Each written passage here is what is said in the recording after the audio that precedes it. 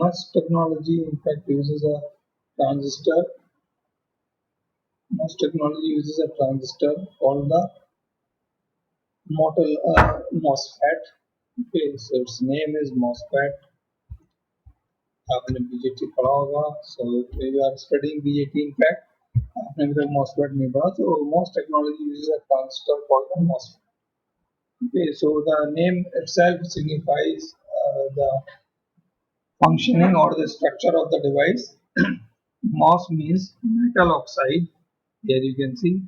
So MOS means the metal oxide semiconductor. Okay. So this device consists of a metal, then an oxide, and then a semiconductor. Okay. So oxide is an insulator. So it means that this oxide separates the metal and the semiconductor. Also, the current cannot flow from the metal to semiconductor and semiconductor to metal because the oxide is there in between and oxide is insulator. So what is the structure it has? Simply I'll tell you like this. Okay. So if this is a metal plate, this plate is metal. Okay, so in the bottom side, what we will have next side. Here it will be an oxide, and then what we will have a semiconductor. Okay, so like this semiconductor will be there.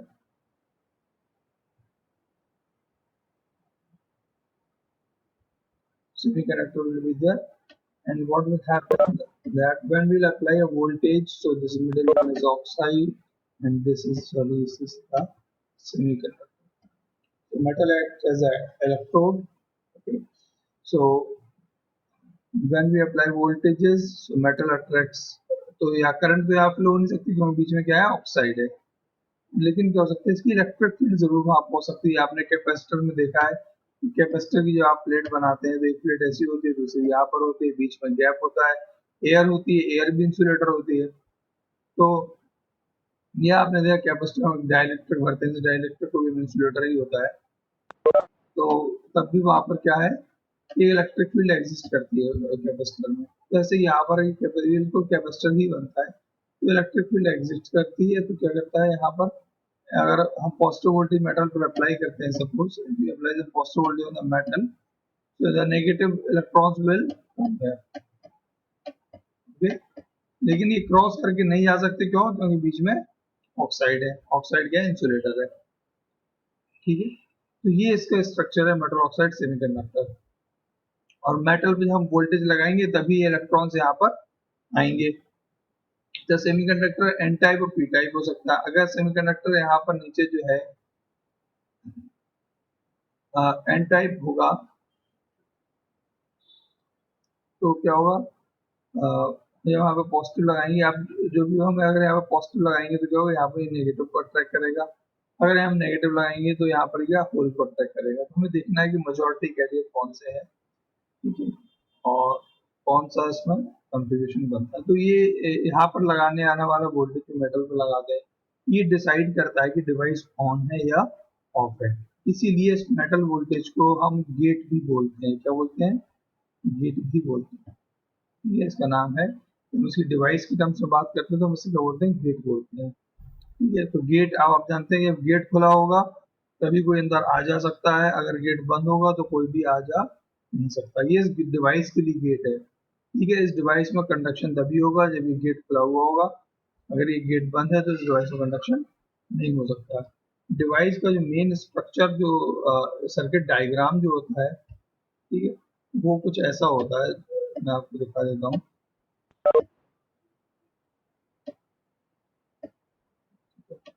वैसे तो इसमें 4 terminal होते हैं.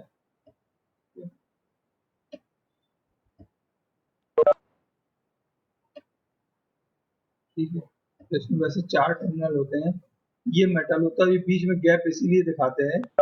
ये circuit diagram है device का. बीच में gap इसीलिए दिखाते हैं, ये गैप ये बताता है कि यहाँ से इस पॉइंट से इस पॉइंट में कोई करंट कंडक्शन नहीं होता है, क्योंकि बीच में क्या है? इंसुलेटर. ये गैप इसीलिए दिखाते हैं. ठीक है। तो इसे ये मेटल होती है, इसे हम गेट बोलते हैं। ठीक है।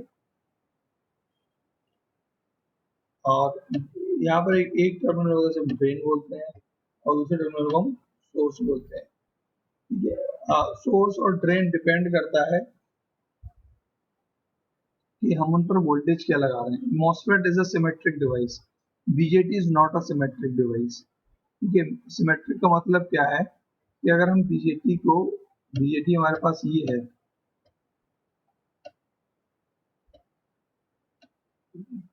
देखिए अगर आपको मॉस बहुत ज्यादा नहीं भी समझ में आया तब भी आप इसकी फंक्शनिंग कर लेंगे। ये मैं आपके अंडरस्टैंडिंग के लिए बता रहा हूँ कि अंडरस्टैंडिंग इट इज बेटर। ठीक है। तो फाइनली हमें इसकी पूरी फंक्शनिंग सिर्फ एज अ स्विच देखनी है, स्विच के तरीके से कैसे काम करता है। तो बीजेटी ये है, और बीजेटी में एमीटर फिक्स होता है। आपने, अगर आपको याद हो, आपने कंस्ट्रक्शन बीजेटी का पढ़ा होगा। बीजेटी में क्या होता है कि सबसे बड़ा एरिया किसका होता है, एमीटर का। ठीक है। बेस बहुत कम होता है, कलेक्टर का साइज अच्छा खासा बड़ा होता है। ठीक है। और ये डिवाइस क्या होती है, एक यूनिफॉर्म नहीं होती, मीन्स सिमेट्रिक डिवाइस नहीं होती है। ठीक है। तो हम बीएटी सिमेट्रिक डिवाइस नहीं होती है, लेकिन मॉस में क्या है, सिमेट्रिक डिवाइस होती है। सिमेट्रिक डिवाइस का ये मतलब है कि ये ड्रेन सोर्स के तरीके से भी काम कर सकता है। इसका मतलब है कि ये टर्मिनल जो है ये कुछ भी हो सकता है, सोर्स भी हो सकता है और ड्रेन भी हो सकता है। और ये भी सोर्स और ड्रेन कुछ भी हो सकता है। ये डिपेंड करता है कि हम कितना वोल्टेज अप्लाई कर रहे हैं। ये डिपेंड करता है कि हम कितना वोल्टेज अप्लाई कर रहे हैं। ठीक है। तो डिपेंडिंग ऑन, अच्छा ये बीच वाला टर्मिनल हम बॉडी बोलते हैं। ठीक है। जैसे हम बॉडी बोलते हैं। तो तो ज्यादातर हम बॉडी को नहीं दिखाते हैं, सिर्फ तीन ही टर्मिनल दिखाते हैं। हालांकि बॉडी हमेशा प्रेजेंट होती है, और body normally is shorted with source. ठीक है। सोर्स और बॉडी शॉर्टेड रहते हैं ज्यादातर। जब हम ज्यादातर आप जो भी ऑपरेशन देखेंगे उसमें सोर्स और बॉडी शॉर्टेड ही मिलेंगे आपको। तो हम क्या करते हैं, जब सोर्स और बॉडी शॉर्टेड ही है तो हम आ, चार टर्मिनल डिस्कस करने के बजाय हम हमेशा तीन ही टर्मिनल डिस्कस करते हैं। ठीक है। ज्यादा inclined हो गया।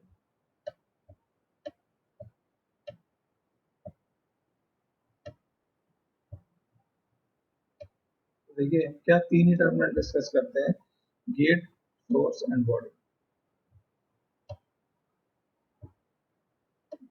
Gate, source and drain. अच्छा, सोर्स ड्रेन मैंने ऊपर बना दिया है। एक्चुअली में ये डिपेंड करता है वोल्टेजेस पर, जैसे मैंने आपको पहले भी बताया कि कौन सोर्स होगा, कौन बॉडी होगा, कौन ड्रेन होगा। अच्छा, सोर्स का नाम अब आप नाम समझ लिए, सोर्स क्यों बोलते हैं और ड्रेन क्यों बोलते हैं। सोर्स, आप जानते हैं सोर्स किसे बोलते हैं, जब कोई चीज कोई सप्लाई कर रहा हो, कोई चीज सोर्स कर रहा हो, हम उसे सोर्स बोलते हैं। ड्रेन के जो कोई चीज कंज्यूम कर रहा हो। जब हम जब इसमें भी एनमॉस और पीमॉस दोनों होते हैं, इसमें भी एनमॉस, बीएटी में भी आपने देखा कि एनपीएन और पीएनपी होता है। यहाँ पर भी एनमॉस और पीमॉस दोनों होता है। ठीक है।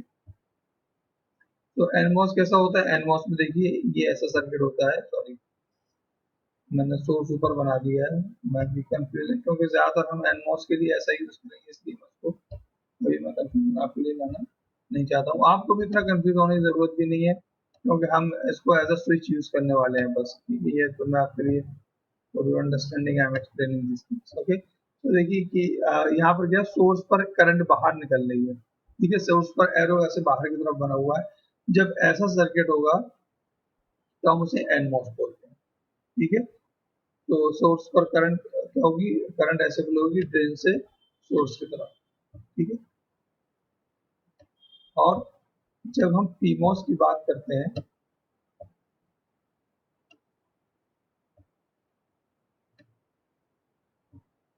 ठीक है, तो ये तो गेट ही रहता है। सोर्स हम ऊपर बना देते हैं। अगर आपको एनपी और पीएनपी की याद हो तो आप देखिए, पीएनपी जब हम बनाते हैं तो उसमें हम एमीटर ऊपर बना देते हैं। ठीक है। और एमीटर में क्या होती है, एरो जो है एमीटर में अंदर की तरफ जा रहा होता है। अब आप देखिए एनपीएन, ये क्या है, पीमॉस है। तो आप देखिएगा आपको पीमॉस और पीएनपी का स्ट्रक्चर लगभग सेम लग रहा होगा, और एनमॉस और एनपीएन का स्ट्रक्चर लगभग सेम लग रहा होगा। एमीटर उसमें क्या होता है, एमीटर होता है वो भी करंट सप्लाई करता है, ठीक है। जो कैरियर्स होते हैं वो एमीटर के थ्रू सप्लाईड होते हैं, और यहाँ पर क्या है, कैरियर्स जो है वो सोर्स के थ्रू सप्लाईड होते हैं, और ड्रेन क्या कंज्यूम करता है, वहां पर कलेक्टर क्या कलेक्ट करता है, कलेक्ट करने वाला वो भी कंजम्पशन ही है। तो ये इन सब में सिमिलरिटी है। वहां पर आप देखिए कि एक तरीके से बेस एमीटर वोल्टेज जो है वो डिवाइस की ऑन ऑफ स्टेट डिसाइड करता है, ये बेस एमीटर।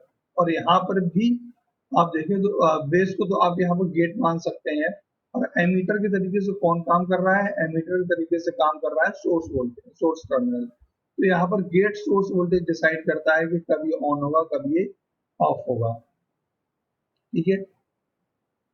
आई होप अभी तक ये सारी बातें क्लियर होंगी। तो मैंने आपको बेसिक स्ट्रक्चर एनमॉस का दिखाया, बेसिक स्ट्रक्चर पीमॉस का दिखाया, और कैसे करंट किसमें फ्लो होती है, जो कैरियर सप्लाई करता है वो डिसाइड कर वो हमारा सोर्स कहलाता है, जो कैरियर कंज्यूम करता है वो हमारा ड्रेन कहलाता है, ठीक है। और इन दोनों के स्ट्रक्चर जो है बीएटीज बहुत ज्यादा सिमिलर है, और इसमें बस ये है कि वहां पर बेस एमीटर में करंट फ्लो होती है, बेस करंट होती है, यहाँ पर कोई करंट गेट करंट नहीं होती है, गेट करंट कितनी होती है, जीरो होती है, ऑलमोस्ट जीरो मानते हैं। तो आई होप ये सारी बातें आपको एकदम से क्लियर हो गई होंगी। तो ये एक बेसिक इंट्रोडक्शन था अबाउट दिस। तो ये मेटल टर्मिनल आपको पता चल गया, बीच में ऑक्साइड है, देन सेमीकंडक्टर है।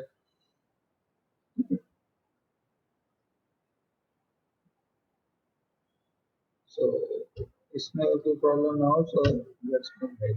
ओके,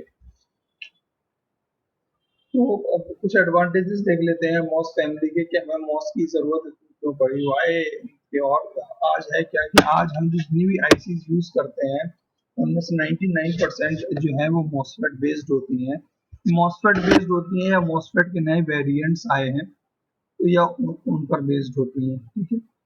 तो है वो सारे फैट्स ही। अच्छा, ये फैट क्यों कहलाता है मॉस, मैंने आपको समझ में आ गया कि मेटल ऑक्साइड सेमीकंडक्टर, उसके स्ट्रक्चर से पता चलता है। और जो फैट जो लिखा हुआ है इसे बोलते हैं फील्ड इफेक्ट ट्रांजिस्टर, क्या बोलते हैं, फील्ड इफेक्ट ट्रांजिस्टर। तो ठीक है।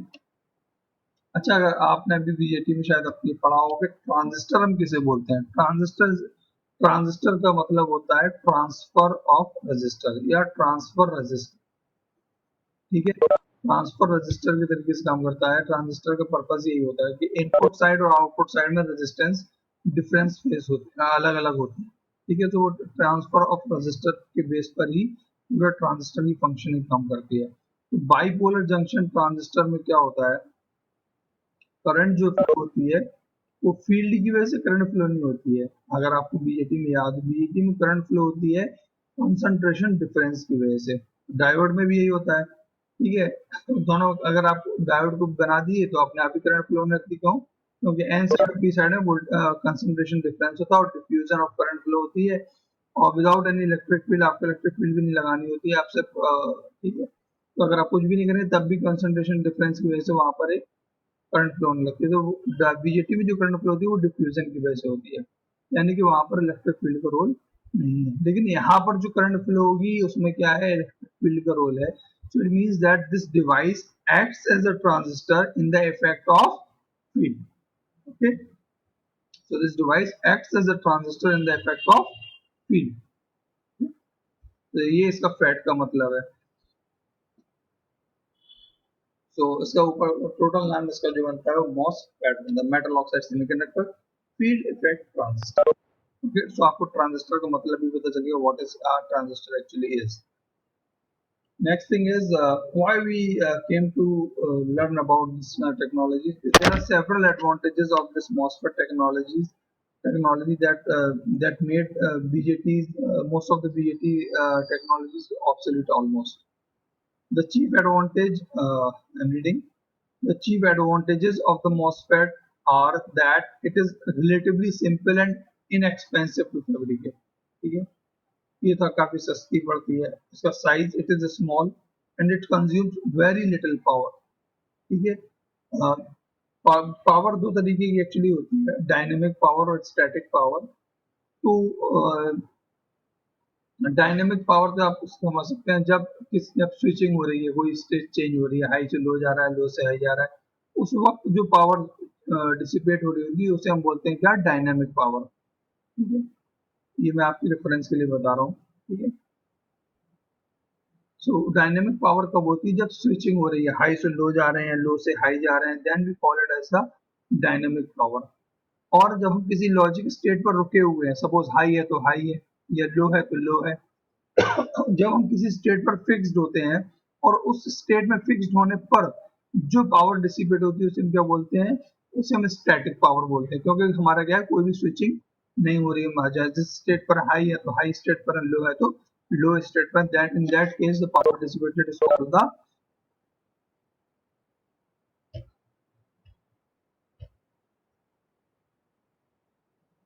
That state power is called the static power. तो एक जो सी मॉस की टेक्नोलॉजी होती है, जिसे हम बोलते हैं सी मॉस, जिसमें एन मॉस और पी मॉस दोनों होते हैं।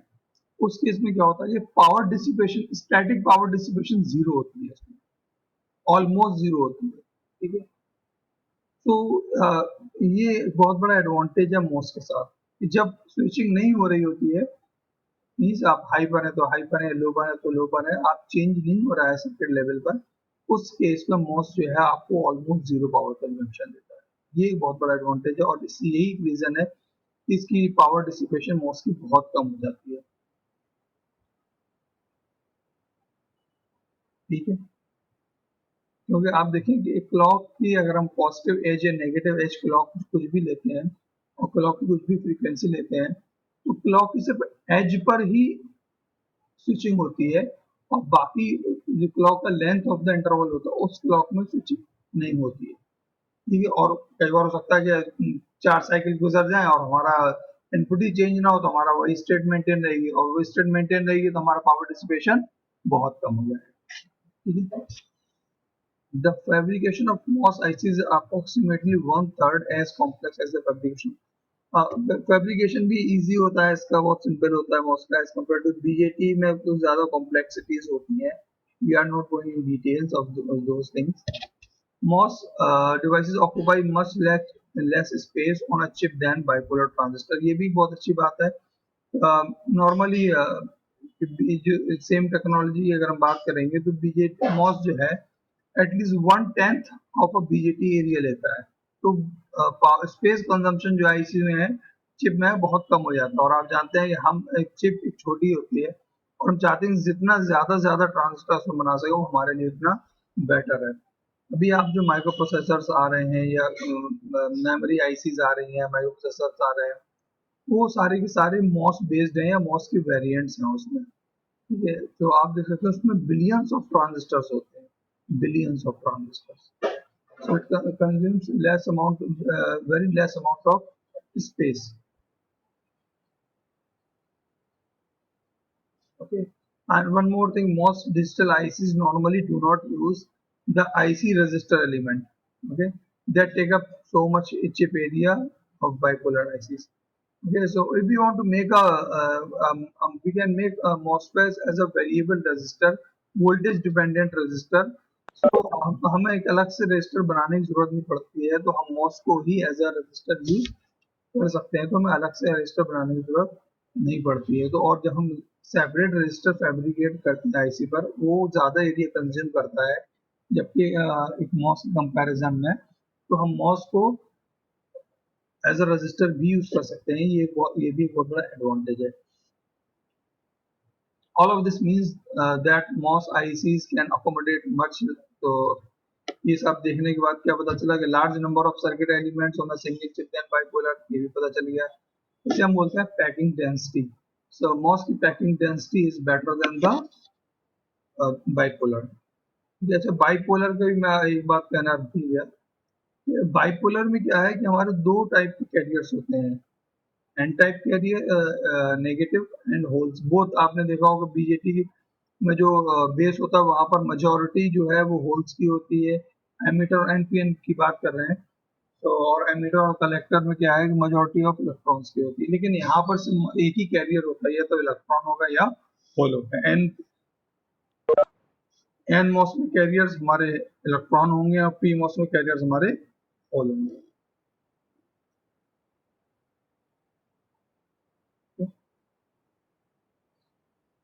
So the high packing density of MOS ICs make them especially well suited for complex ICs such as microprocessor memory chips. Okay, improvements in MOS IC technology have led to devices that are faster. ठीक है, तो ज्यादातर Schottky देखिए आप, Schottky की ज्यादातर sorry TTL की ज्यादातर फैमिलीज यहाँ पर लिखी हुई हैं। उन सबसे क्या है कि फास्टर है मॉस हमारा, उन सबसे स्पीड भी ज्यादा अच्छी है।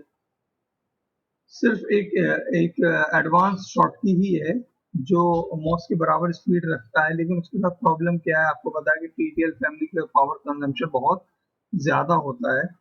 सो इस वजह से हम एडवांस शॉटकी भी मॉस से कॉम्पीट नहीं कर पाते। तो स्पीड कंपेरेबल हो जाती है, चलो ठीक है, स्पीड दोनों की लगभग बराबर है, लेकिन प्रॉब्लम क्या होती है कि पावर कंजम्पशन जो है वो सीमॉस की बहुत कम हो जाती है, इसलिए हम शॉर्ट एडवांस शॉटकी TTL को प्रेफर नहीं करते हैं।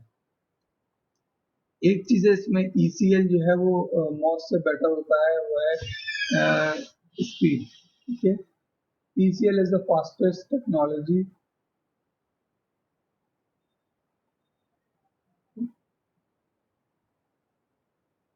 तो मॉसफेट के डिप्लीशन टाइप, एनहांसमेंट टाइप, अभी आपको सब मतलब नहीं होगा ज्यादातर एनहांसमेंट का क्या हुआ। Please 1 second.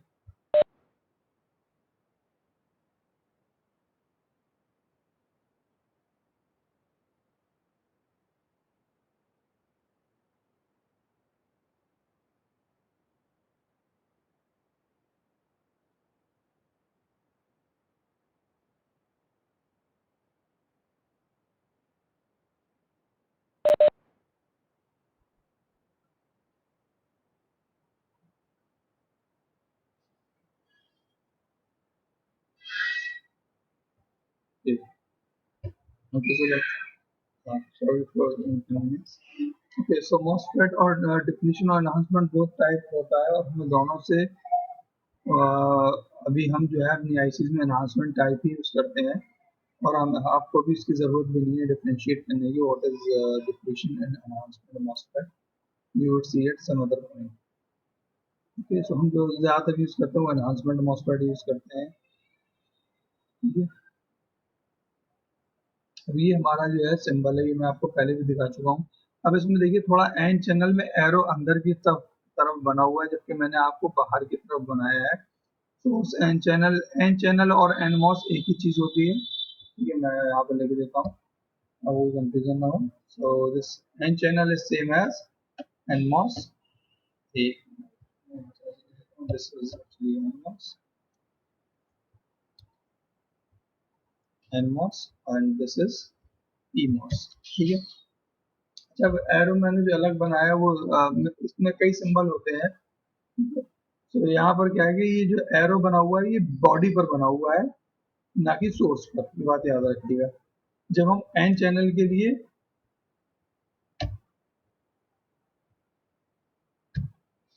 ये हमारा सोर्स है, ठीक है, जब हम एन चैनल के लिए बॉडी पर एरो अंदर की तरफ लगाते हैं तो वो क्या होता है, वो हमारे एन चैनल और एनमॉस होता है। लेकिन अगर हम यही सिंबल सोर्स पर बनाएंगे तो हम क्या करेंगे, एरो हम बाहर की तरफ देखेंगे। तो बॉडी में क्या रहता है, एरो अंदर की तरफ दिखाते हैं, और सोर्स पर एरो बाहर की तरफ दिखाते हैं, जैसा कि मैंने आपको अभी थोड़ी देर पहले दिखाया था। और यहाँ पर देखिए पीमॉस में क्या है कि बॉडी पर एरो बाहर की तरफ दिखाते हैं, लेकिन जब हम सोर्स पर दिखाएंगे तो सोर्स पर एरो अंदर की तरफ दिखेंगे। तो इससे आप कंफ्यूज मत होइए। ठीक है, ये एक अलग टाइप ऑफ सिंबल है, कई सारे सिंबल एग्जिस्ट कर सकते हैं। तो अगर मैं एक बार फिर से बना दूं, ठीक है, ये साइड में से देना, मिडिल में से देना, दैट्स नॉट अ प्रॉब्लम। सो अगर मैं एक बार फिर से सिंबल बना दूं एनमोस का आपके सामने, तो अगर मैं बॉडी नहीं बना रहा हूँ, मैं बॉडी क्या दिखा रहा हूँ कि सोर्स ऑफ बॉडी शॉर्टेड है। ये हमारा क्या है, this again is NMOS, these two are the NMOS, no problem. Okay, and is there any? Okay, and this is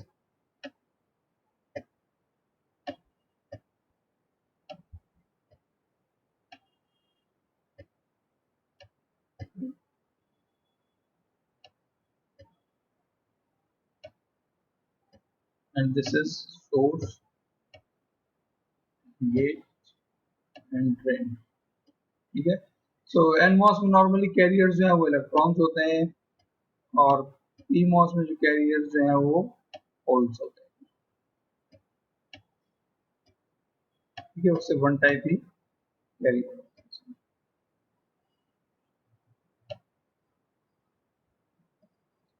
ठीक है, इसमें से बोल सकते हैं।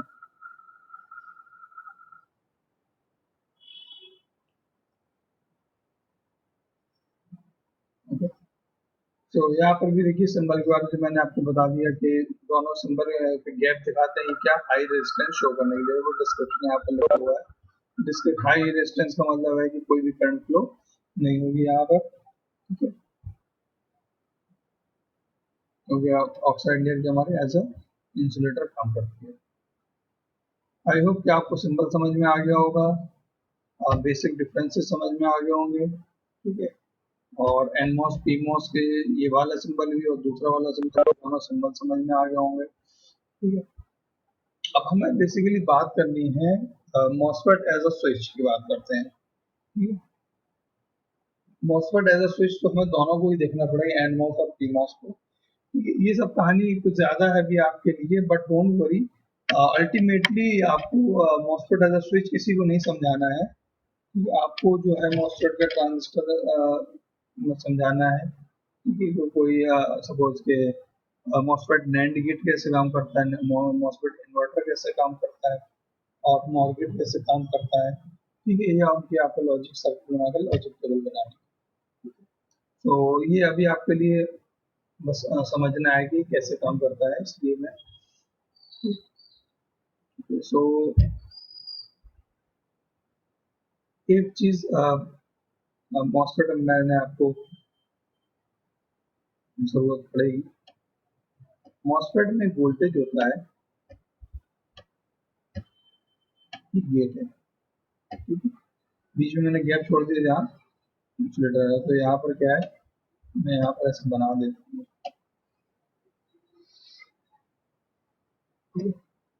मैं जानबूझ के थोड़ा सा बना दे रहा हूँ, समझ में आता है मैं चीजें।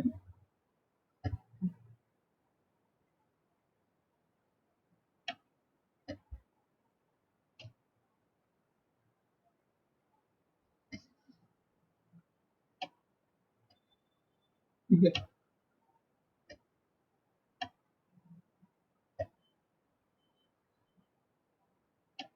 अगर ये पी टाइप रीजन है तो ये एनमॉस होता है, मैं आपको दिखा दूंगी। ये रीजन एन होता है, ये रीजन एन होता है, ये बी वाला रीजन क्या, बीच वाला रीजन क्या होता है, ये पी होता है। ठीक है, जब हम इसका पॉजिटिव वोल्टेज मैं थोड़ा आपको समझा देता हूँ, इसको वोल्टेज फंक्शन है, आपको फंक्शन नहीं भी याद रहेगी then it is also not a problem. अगर आपकी फंक्शनिंग इसकी भूल भी जाते हैं तब भी इसकी कोई प्रॉब्लम नहीं है। मैं आपको इसमें से एक छोटा सा कॉन्सेप्ट वो थ्रेशोल्ड वोल्टेज समझाने के लिए इतना सा बना रहा हूँ। ठीक है, if you forget the functioning of this moss even then also not a problem. Okay, so इसमें जो मैंने रेड कलर से बनाए हैं ये क्या है, सोर्स और ड्रेन है। और ये जब एन मॉस की हम बात कर रहे होते हैं तो ये सोर्स और ड्रेन क्या होते हैं, ये एन टाइप होते हैं। और जो बॉडी है बीच की, इसे हम ये हमारी बॉडी है बीच की, ये हमारी क्या है, दिस इज द बॉडी। ठीक है, ये हमारी पी टाइप होती है। ये जो हमने मैंने ब्लू से रेक्टेंगल बना रखा है दैट इज अ बॉडी, ये पी टाइप होती है। और ठीक है, तो और हम क्या करते हैं, एनमॉस की बात कर रहे हैं, नॉर्मली हम ड्रेन पर हाई वोल्टेज लगाते हैं, सिर्फ 5 वोल्ट। ठीक है, ये मैं आपको पहले से बता देता हूँ कि हम ड्रेन पर ज्यादा वोल्टेज लगा रहे हैं, 5 वोल्ट हमने सपोज वोल्टेज लगा। अब मैं अगर गेट पर पॉजिटिव वोल्टेज लगाऊंगा तो होगा क्या, गेट की वजह से यहाँ पर एक इलेक्ट्रिक फील्ड आएगी। ठीक है, गेट की वजह से इलेक्ट्रिक फील्ड आएगी इस बीच की रीजन में, और वो क्या करेगी, यहाँ पर एक इलेक्ट्रिक फील्ड आई, ठीक है, यहाँ पर एक इलेक्ट्रिक फील्ड आई, और वो क्या करेगी, इसमें इसके बेस में जो प्रेजेंट क्या है, यहाँ पर जो भी होल्स होंगे, अब इलेक्ट्रिक फील्ड ऐसे आई डाउनवर्ड डायरेक्शन में, क्योंकि क्या है, ऊपर वाला टर्मिनल पॉजिटिव है, तो होल्स पर किस तरह फोर्स लगेगा, होल्स ऊपर की तरफ जाएंगे, होल्स नीचे की तरफ आएंगे, ऊपर की तरफ मतलब गेट की तरफ जाएंगे, तो जो होल्स पॉजिटिव होता है, आपको पता होगा इलेक्ट्रिक फील्ड में होल्स पर या पॉजिटिव चार्ज पर इलेक्ट्रिक फील्ड की डायरेक्शन में फोर्स लगता है, और नेगेटिव चार्ज पर इलेक्ट्रिक फील्ड की अपोजिट डायरेक्शन में फोर्स लगता है। तो होगा क्या कि यहाँ के जो होल्स होंगे वो सब नीचे की तरफ चले जाएंगे, क्योंकि पी टाइप है, तो क्या होगा, यहाँ पर मेजोरिटी ऑफ होल्स होंगे, तो होल सारे नीचे की तरफ आ जाएंगे।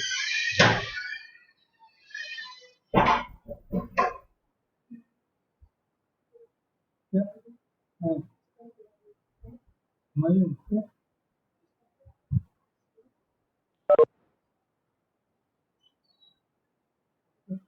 So, होल्स यहाँ डाउनवर्ड जाएंगे, ठीक है, और इलेक्ट्रॉन्स यहाँ से निकल के, सोर्स से निकल के इलेक्ट्रॉन्स यहाँ पर कलेक्ट हो जाएंगे। जब यहाँ पर ज्यादा वोल्टेज हम ट्रेन पर लगाएंगे तो इलेक्ट्रॉन्स जो है वो ट्रेन में चले जाएंगे, तो ये ऐसे करंट फ्लो होने लगती है, ठीक है। तो इलेक्ट्रॉन्स को निकालता कौन है, ये गेट सोर्स से इलेक्ट्रॉन निकालेगा, गेट इलेक्ट्रॉन इस एरिया में आके खड़े हो जाएंगे, ठीक है। तो ये मैंने इलेक्ट्रिक फील्ड आपको दिखाई है। अगर मैं अब इस इलेक्ट्रिक फील्ड को हटा दूं तो होगा क्या, ठीक है, मैं आपको एक बार और दिखा देता हूँ। अगर आप इस फंक्शनिंग को भूल भी जाती हैं, so know that is not a problem, ठीक है। तो यहाँ पे देखिए होल्स आ जाएंगे, यहाँ पर ये मैं थोड़ा सर्कुलर से बना रहा हूँ, यहाँ पर होल्स आ जाएंगे, ठीक है। क्यों, क्योंकि इलेक्ट्रिक फील्ड इन सबको नीचे भेज देगी। फिर क्या होगा, और इलेक्ट्रॉन्स कहाँ जाएंगे, इलेक्ट्रॉन सोर्स से निकल के यहाँ पर आ जाएंगे सब, ठीक, इलेक्ट्रॉन्स यहाँ पर खड़े हो जाएंगे। लेकिन जब ड्रेन पर आप पॉजिटिव वोल्टेज लगाएंगे तो यहाँ पर क्या होगा, पॉजिटिव वोल्टेज होगा, ये इलेक्ट्रॉन्स को अपने में कंज्यूम कर लेगा, ठीक है। तो सोर्स सप्लाई करेगा, ड्रेन कंज्यूम करेगा, लेकिन इलेक्ट्रॉन के आने का रीजन कौन है, आने का रीजन ड्रेन नहीं, इलेक्ट्रॉन के यहाँ पर इकट्ठा होने की सप्लाई रीजन कौन है, वो गेट है, ठीक है। और जब इलेक्ट्रॉन ऐसे बहुत सारे इकट्ठा हो जाते हैं, इन्हें हम बोलते हैं चैनल। इसीलिए आपने ऊपर देखा होगा एन सोर्स चैनल करके लिखा हुआ था, एन चैनल मॉसफेट मॉस लिखा हुआ था, ये इसे क्या बोलते हैं, चैनल बोलते हैं, रास्ता बोलते हैं चैनल को। क्या चैनल, एक रास्ता होता है इलेक्ट्रॉन का, रास्ता यहाँ पर एक कॉन्टिन्यूअस रास्ता बन जाए, ठीक है। तो यहाँ पर इलेक्ट्रॉन्स हमारे यहाँ पर कलेक्ट हो जाते हैं, उसमें लेकर कौन आता है, गेट। गेट पर हमें मिनिमम वोल्टेज लगाना होता है जो कि इलेक्ट्रॉन्स को लाने के लिए सफिशियंट हो, उससे हम क्या बोलते हैं, थ्रेशोल्ड बोलते हैं। तो गेट और सोर्स के बीच में कम से कम कितना वोल्टेज होना चाहिए, थ्रेशोल्ड वोल्टेज होना चाहिए, ठीक है। तो गेट और सोर्स के बीच में कम से कम इतना वोल्टेज होना चाहिए कि दोनों को, ओके, कि गेट और सोर्स के बीच में उतना वोल्टेज डिफरेंस होना चाहिए कि ये इलेक्ट्रॉन को यहाँ से यहाँ कलेक्ट कर सके, ठीक है। तो वोल्टेज डिफरेंस इतना होना चाहिए कि यहाँ पे इलेक्ट्रॉन आगे खड़े हो सके। तो चैनल क्रिएट करने के लिए जो मिनिमम गेट पर वोल्टेज लगाना होता है, that is called the threshold voltage, ठीक है। थ्रेशोल्ड वोल्टेज समझ में आ गया। तो चैनल क्रिएट करने के लिए जो गेट पर मिनिमम वोल्टेज लगाना होता है उसे क्या बोलते हैं, थ्रेशोल्ड वोल्टेज। अगर हमने गेट पर इतना वोल्टेज नहीं लगाया तो कभी भी इलेक्ट्रॉन्स यहाँ नहीं आएंगे, और हम ड्रेन पर वोल्टेज लगाते रहें तो करंट फ्लो नहीं होगी, ठीक है। तो अगर हम चाहते हैं कि करंट फ्लो हो तो हमें पहले गेट पर थ्रेशोल्ड वोल्टेज के बराबर या उससे ज्यादा वोल्टेज लगाना होगा, और तभी वो करंट फ्लो होगी, तब वो चैनल क्रिएट होगा, तब ड्रेन उसको कंज्यूम कर सकता है। वरना ड्रेन को आप ऐसा समझ लीजिए खाना खाने वाला है, लेकिन इसको खाना सप्लाई करने के लिए कौन है, जब तक गेट खाना सप्लाई नहीं करेगा ये खाएगा नहीं, और खाना बनाएगा कौन, ये सोर्स बनाएगा, ऐसे आप समझ लीजिए, ठीक है। So this all about the functioning of this, ठीक है। ठीक है, तो मैंने आपको ये पूरी फंक्शनिंग किस वजह से समझाई, क्योंकि मैं आपको थ्रेशोल्ड वोल्टेज समझाना चाहता था। थ्रेशोल्ड वोल्टेज नॉर्मली क्या होता है डिवाइसेस का, एनमॉस का पॉजिटिव होता है। अगर हम यहाँ पर इलेक्ट्रॉन इकट्ठा करने तो पॉजिटिव वोल्टेज लगाएंगे तभी इलेक्ट्रॉन कलेक्ट होंगे। अगर ये हम पीमॉस की बात करेंगे तो क्या होगा, यहाँ पर हमें होल्स इकट्ठे करने होंगे, होल्स इकट्ठे करने के लिए हमें क्या करने होंगे, यहाँ पर नेगेटिव वोल्टेज लगाना होगा, ठीक है। तो नेगेटिव वोल्टेज लगाएंगे तभी यहाँ पर होल्स इकट्ठे होंगे, ठीक है। तो हम यहाँ पर नेगेटिव बोल रहे हैं, तो यहाँ पर होल्स इकट्ठे होंगे, और फिर हम यहाँ पर नेगेटिव वोल्टेज लगाकर इसे कंज्यूम कर लेंगे। तो होल्स को इकट्ठा करने के लिए नेगेटिव वोल्टेज की जरूरत पड़ेगी क्योंकि होल्स का कॉस्ट ऑफ चार्ज होता है। ठीक है, तो पीमॉस के लिए जो थ्रेशोल्ड वोल्टेज है वो नेगेटिव होता है और एनमॉस के लिए पॉजिटिव थ्रेशोल्ड वोल्टेज है वो पॉजिटिव होता है। तो हमें क्या करना होगा, गेट पर थ्रेशोल्ड वोल्टेज से ज्यादा वोल्टेज लगाना होगा और ज्यादा पॉजिटिव वोल्टेज लगाना होगा एनमॉस के केस में, और पीमॉस के केस में गेट पर हमें थ्रेशोल्ड वोल्टेज से ज्यादा नेगेटिव वोल्टेज लगाना होगा। ठीक है, तो एनमॉस के केस में अगर थ्रेशोल्ड वोल्टेज हमारा 1 वोल्ट है, 1.5 वोल्ट है, तो हमें गेट पर गेट टू सोर्स के बीच वोल्टेज डिफरेंस उससे ज्यादा होना चाहिए। ठीक है, 1.5 से या 1 से जो भी थ्रेशोल्ड से ज्यादा होना चाहिए। और अगर ये हम पीमॉस की बात करें, अगर ये -1 है तो -1.5, -1.2, -2, -3 ऐसा लगाना होगा नेगेटिव में, उससे ज्यादा नेगेटिव, उससे ज्यादा एनमॉस के केस में थ्रेशोल्ड से ज्यादा पॉजिटिव और पीमॉस के केस में थ्रेशोल्ड से ज्यादा negative. Okay, so I stopped this class here by explaining the fundamentals of the MOS. I've recorded the video. I'll share it with you. You can watch it. Then we'll start the family MOS family next class.